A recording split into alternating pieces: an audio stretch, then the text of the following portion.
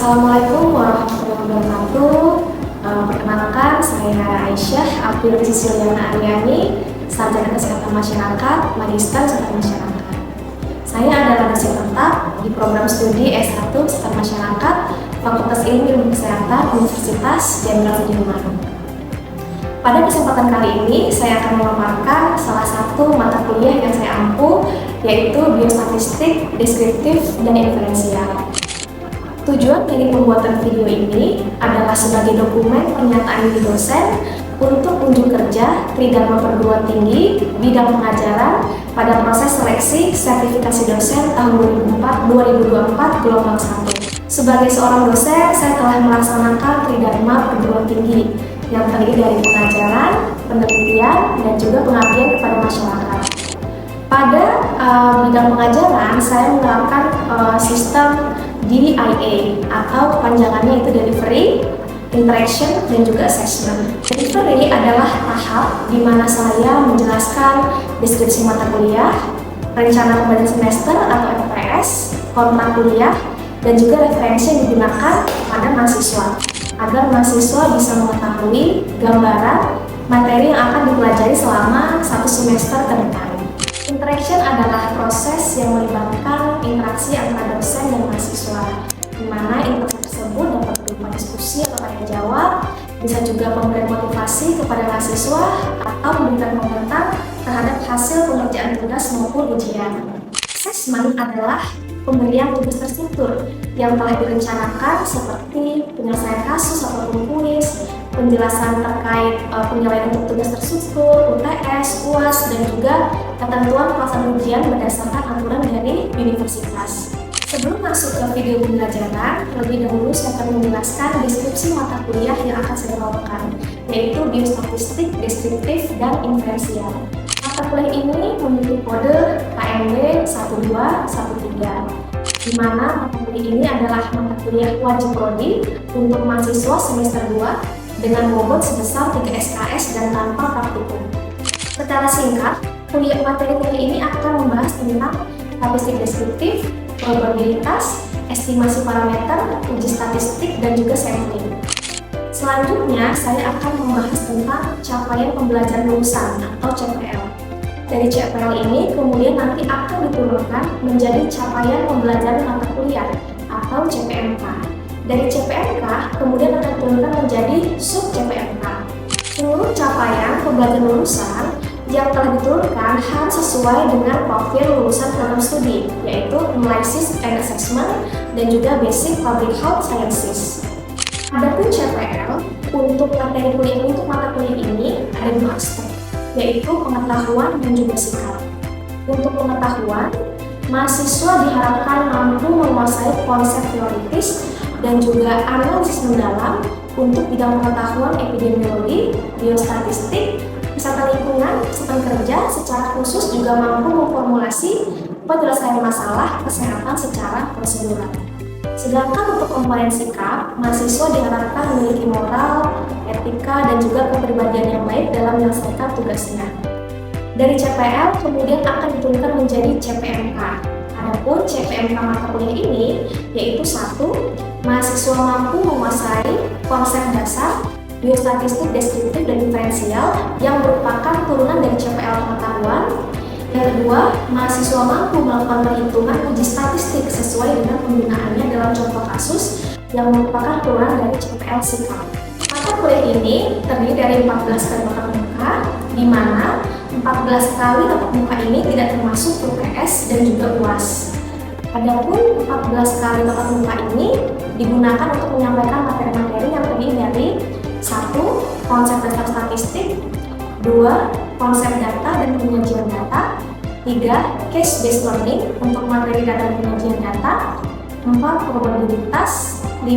Distribusi probabilitas, 6. Distribusi sampling, 7. Teknik sampling dan besar sampel. Di pertemuan ke-8 itu ada UTS. Lalu dilanjutkan lagi ke materi selanjutnya, yaitu ada case based learning untuk materi teknik sampel dan besar sampel. Ada juga materi uji pendudukan parameter Z, ada konsep uji hipotesis, uji T-dependent dan T-independent, uji alpha one way, uji pi kuadrat, serta case-based learning untuk materi uji T dependen, uji T independen, dan juga kayak yang terakhir yaitu adalah ujian akhir semester. Untuk mendukung kegiatan pembelajaran di kelas, saya juga menggunakan beberapa referensi seperti buku, jurnal nasional maupun jurnal internasional. Saya juga kerap menggunakan publikasi dari penelitian saya sendiri yang mana sesuai dengan materi yang saya ajarkan.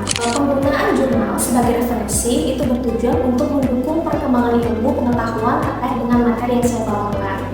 Nah, itu tadi adalah sistem delivery yang saya sampaikan pada proses pengajaran selama saya memberikan materi di kelas. Adapun untuk sistem interaction, saya melakukan sistem yang namanya Student Centered Learning atau SCL.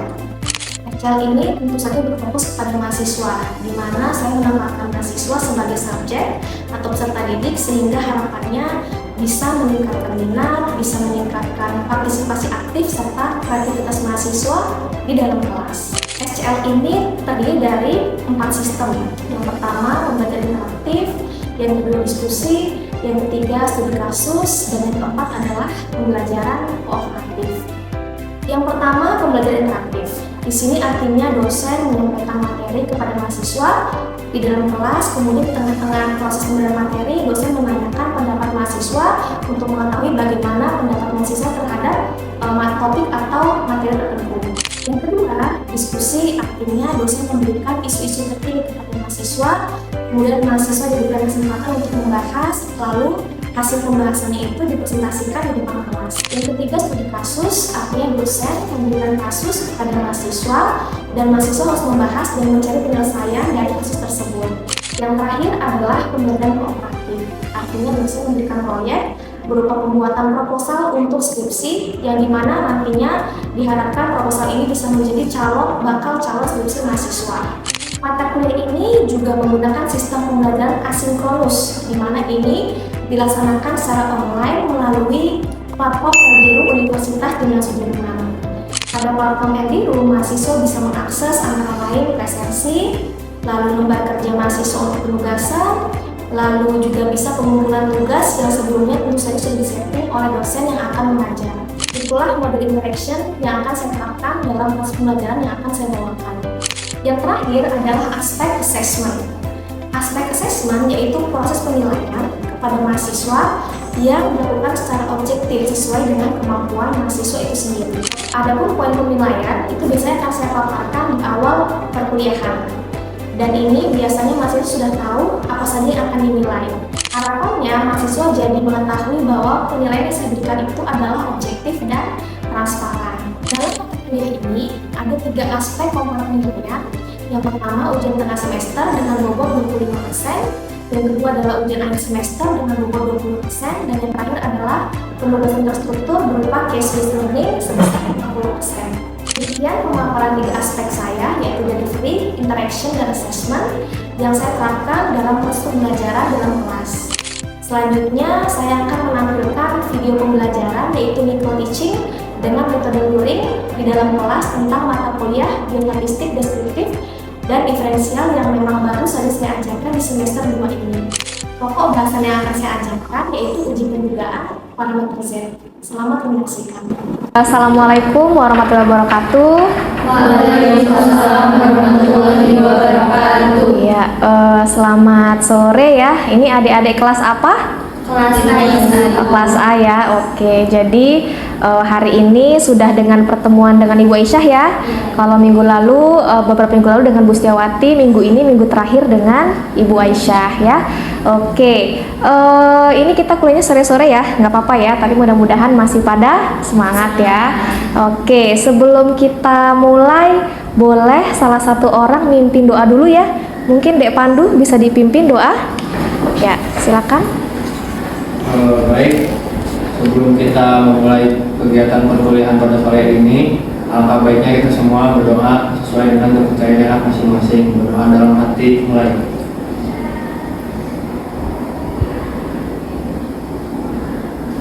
Doa selesai. Oke, terima kasih banyak ya sudah hadir pada perkuliahan sore hari ini. Ibu sih yakin ya pada semangat ya, karena kelihatan mukanya pada cerah-cerah gitu ya. Walaupun di luar mendung, tapi alhamdulillah mukanya cerah-cerah ya di sini ya. Ya, oke. Adik-adik, hari ini pertemuan ke berapa tadi? 9 ya. Oke, hari ini pertemuan ke-9 dengan Ibu Aisyah, yang mana ini pertemuan terakhir ya dengan Ibu Aisyah karena minggu depan sudah digantikan oleh tim teaching yang lain yaitu Bu Setiawati. Oke, hari ini kita akan belajar materi baru namanya uji pendugaan parameter Z. Sebelumnya kita sudah belajar materi apa?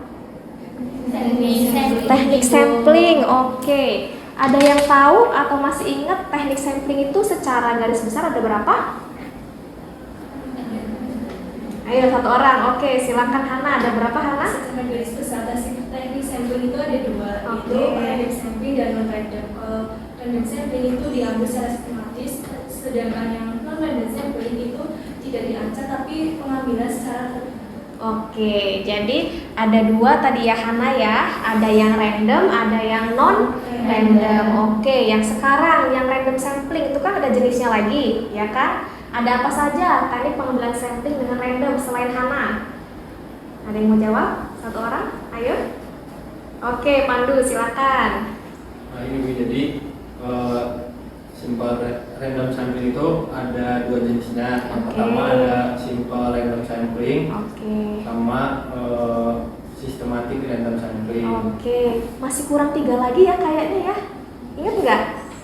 Ada lagi yang tahu? 3-nya apa? Oke, silakan Miss Rina. 3-nya lagi itu dari random sampling ada acak stratifikasi, acak random cluster, dan acak rancangan bertingkat. Oke, jadi sudah pada paham ya insya Allah ya untuk materi yang minggu lalu. Nah sekarang kita akan masuk ke materi baru ya, uji pendugaan parameter Z seperti yang terlihat di layar smart TV kita ya hari ini ya. Oke, nah sebelum Ibu sampai ke penjabaran materinya, Ibu akan ingatkan lagi tentang identitas dan deskripsi mata kuliah biostatistik, deskriptif, dan diferensial ini ya. Masih ingat ya, tim teachingnya ada 3 orang ya kalau biostat ya. Ada Bu Dian Anandari, ada Bu Setiawati Raharjo, sama ada Ibu Aisyah. Nah, mata kuliah ini bobotnya cukup besar ya. 3 SKS dan tanpa praktikum. Jadi kalau 3.0 itu artinya tidak ada praktikum, tapi kalau 3.1 berarti ada praktikum. Nah, secara keseluruhan sebetulnya mata kuliah ini bakal membahas statistik deskriptif, sudah dibahas ya sama Bu Dian ya, probabilitas, estimasi parameter, uji statistik, dan sampling gitu ya. Nah, setiap kita belajar itu harus ada yang namanya CPL atau capaian pembelajaran lulusan. Yang di sini sebetulnya sudah ada di LPS ya, tapi Ibu reminder lagi biar kalian tahu sebetulnya kalian buat apa sih belajar mata kuliah ini gitu ya. Nah, yang pertama CPL-nya adalah pengetahuan. Maksudnya gimana Bu? Jadi ya harapannya setelah selesai kuliah ini kalian itu bisa mengetahui ya secara mendalam bidang ilmu biostatistik, dan nanti harapannya pas sudah kerja bisa memformulasikan penyelesaian masalah berdasarkan materi yang sudah diajarkan. Nah, yang kedua itu gak cuma pengetahuan ya, jadi ada sikap. Jadi nanti harapannya mahasiswa punya etika yang baik, ya kan, moral yang baik, terus kepribadian yang baik dalam menyelesaikan tugas. Nah, selain CPL ada juga CPMK atau capaian pembelajaran mata kuliah. Jadi pertama jelas ya, mahasiswa harus mampu menguasai konsep dasar biostatistik, deskriptif, dan inferensial. Yang kedua bisa menggunakan perhitungan ya kan, uji statistik sesuai dengan kasus yang ada. Kan kita ada 3 CBL ya kan. Nanti kan setiap CBL nanti diberikan kasus. Nah itu nanti kan akan menggunakan uji statistik ataupun teori dari materi yang sudah diajarkan gitu ya. Nah, metode pembelajarannya ada sinkronus sama asinkronus ya. Jadi kalau sinkronus itu offline yang sekarang micro teaching di kelas, asinkronus itu dengan menggunakan platform Eldiru. Sudah dilihat Eldirunya? Sudah ada materinya? Sudah absen? Sudah. Jadi kalau di Eldiru kan bisa mengakses absen, materi, sama penugasan ya. Gitu. Terus yang terakhir adalah komponen penilaian. Nah ini ya yang paling penting ya. Jadi UTS-nya besar ya, 25%, UAS 25%, CBL-nya 50%. Jadi CBL 3 kali itu dia bobotnya paling besar gitu. Jadi jangan sampai kecil di CBL. Tapi bukan berarti UTS UASnya kecil ya. Jadi harus semuanya bagus kalau bisa, gitu ya. Nah, di sini ada beberapa referensi yang digunakan. Yang pertama buku ya, ini punyanya Pak Sutanto. Ini dosen ibu kebetulan UI ya, Mas Sutanto. Yang kedua itu ada jurnal ya, dari jurnal Big Data. Dan yang terakhir juga dari jurnal, yaitu dari KMY Publication. Nanti boleh diklik linknya kalau misalnya mau tahu seperti apa isi jurnalnya, gitu. Oke, sekarang buat pemanasan ya. Jadi ibu akan memberikan kuis pakai Kahoot ya. Nanti ada 3 pertanyaan. Nanti silakan boleh teman-teman langsung akses kahoot.com ya. Silakan dibuka kahoot.com. Terus nanti ibu akan host live.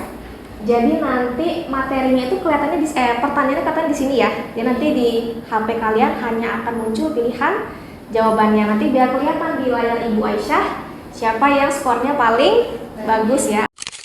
Oke, tentang uji pendugaan parameter Z ya. Oke. Pertanyaan yang pertama.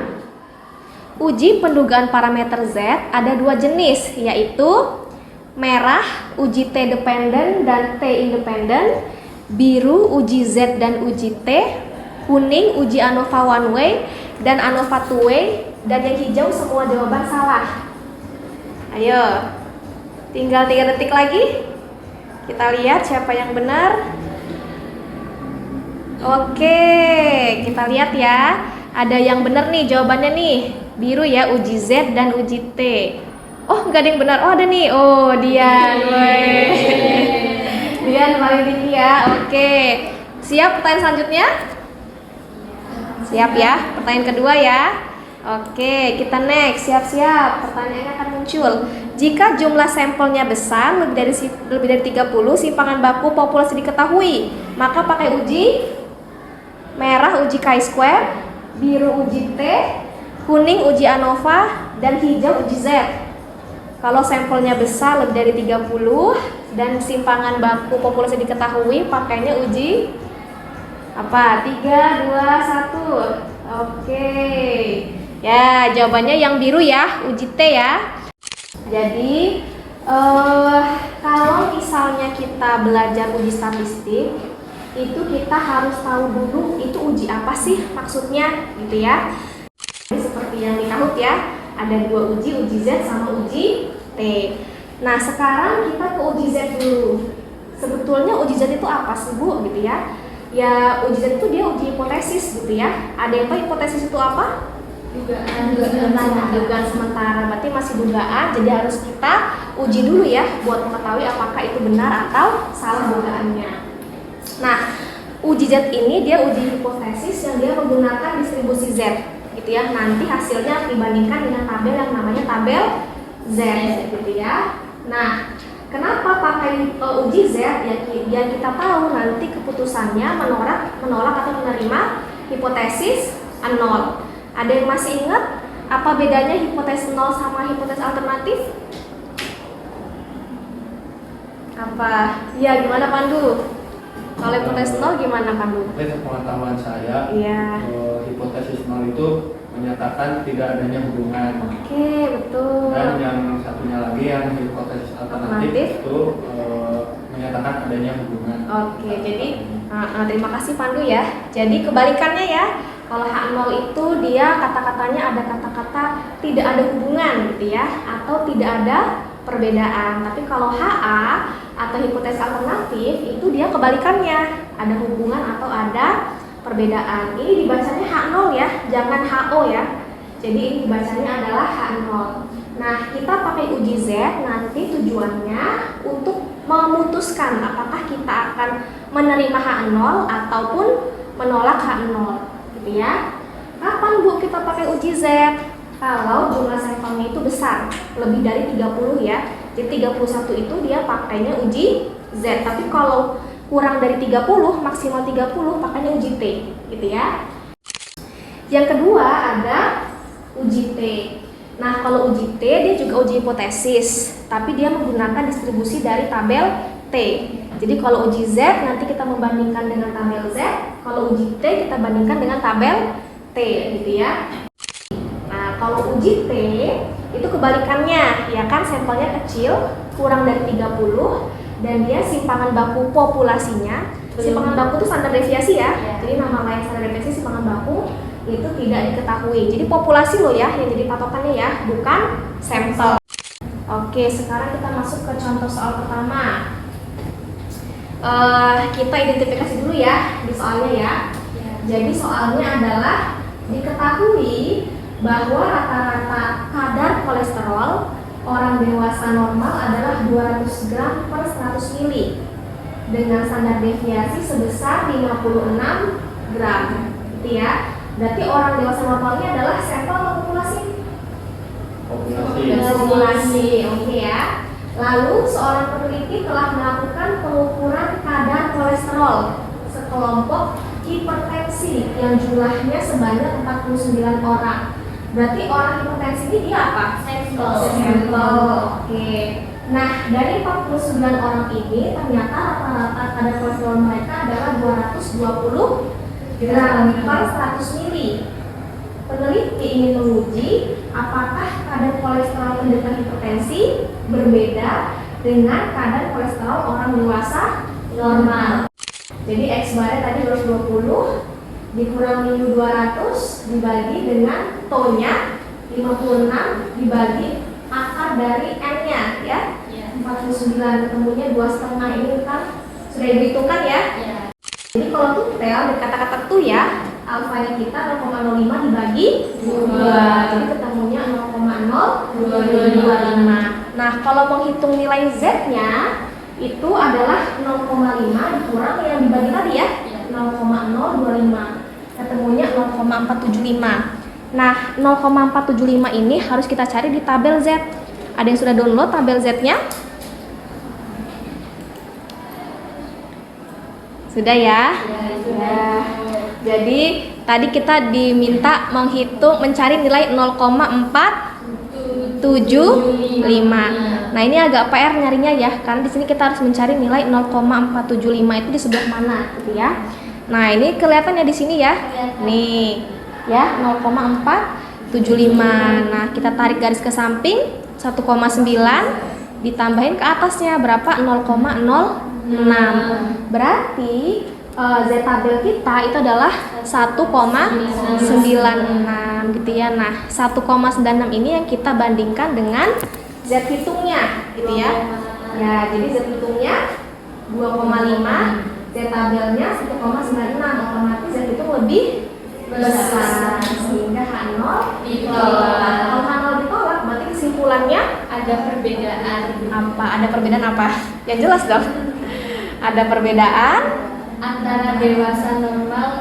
apa yang berbeda? Apa yang berbeda? Ada perbedaan rata-rata kadar kolesterol penderita hipertensi dengan orang dewasa normal gitu ya.